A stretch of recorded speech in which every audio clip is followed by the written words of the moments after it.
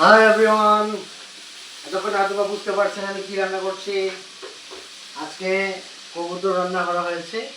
কবুতরের মাংসগুলো আসলে পিসগুলো অনেক ছোটো ছোটো, সামনে দেখে আরেকবার দেখে। এই যে দিছি কষানো হচ্ছে। এটা ভালোভাবে একটু ভালোভাবে কষাইতে হবে কবুতরের মাংসটা। যাক, হাঁস খেয়েছে, মুরগি খেয়েছে, এবার কবুতরের মাংস রান্না করা হচ্ছে। হ্যাঁ, একই মশলাপাতি জাস্ট একটু বেশি বেশি করে পরিমাণে দেওয়া হয়েছে। আজকে কবুতরের মাংস খাবো। কবুতরের মাংস খাইতে আসলে অনেকে আগেও খেয়েছি।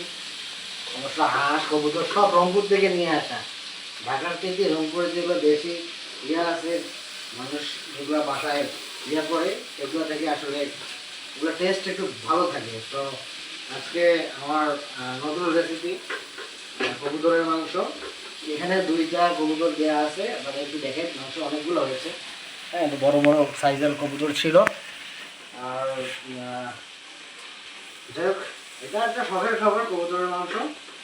আর আশা করছি এটাও অনেক টেস্টি হবে, কারণ আসলে মশলা যদি বেশি থাকে, তেল ভালো থাকে, পেঁয়াজ সব কিছুর পরিমাণ একদম বেশি বেশি করে দিলে, আর যদি ভালোভাবে কষানো হয়, একটু নাড়তে হবে বেশি করে।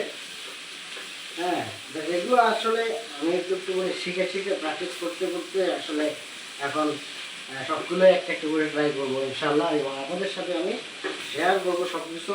আপনারা দেখবেন, সবসময় আমাকে সাপোর্ট করবেন, উৎসাহিত করবেন, আর কমেন্টস করবেন অবশ্যই। আর এটা কবুতরের মাংস মোটামুটি বেশি বেশি করে কষাচ্ছি।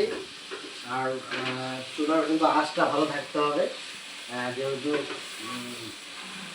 এখানে গ্যাস মোটামুটি এখন গ্যাস পায় দুপুরের পর একটু গ্যাসটা ভালো আসে। সকালের দিকে গ্যাস কম থাকে ঢাকায়। দেখো যে আমার কবুতরের মাংস ভালোভাবে কষাচ্ছি আমি। আপনাদের কেমন লাগলো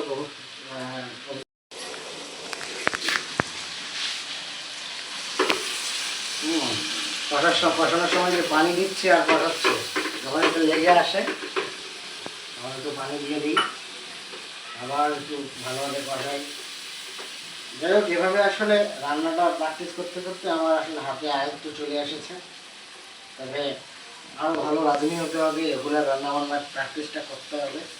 হ্যাঁ, কিছু হোক না হোক একটা জিনিস তো প্র্যাকটিস করি, এবং সেটাতেই অবশ্য খারাপ লাগে না, এনজয় করি। রান্নাবান্নাটা একটা আসলে প্রথমে আমি যখন জানতাম না কিছু, বা এই যে আগুনের কাছাকাছি এসে রান্না করা, তখন আসলে জিনিসটা কেমন হইতো। কিন্তু এখন রান্না করতে করতে মানে একটু প্র্যাকটিস করতে করতে অনেক কিছু শিখে যাচ্ছে।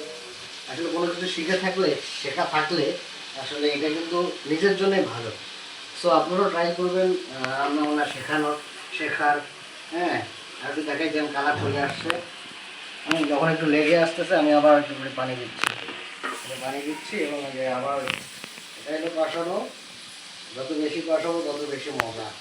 ঠিক আছে, যাই হোক, কেমন লাগলো আমার রান্নার এই ভিডিওটা অবশ্যই কমেন্টস করে জানাবেন। ভালো থাকবেন। ওকে।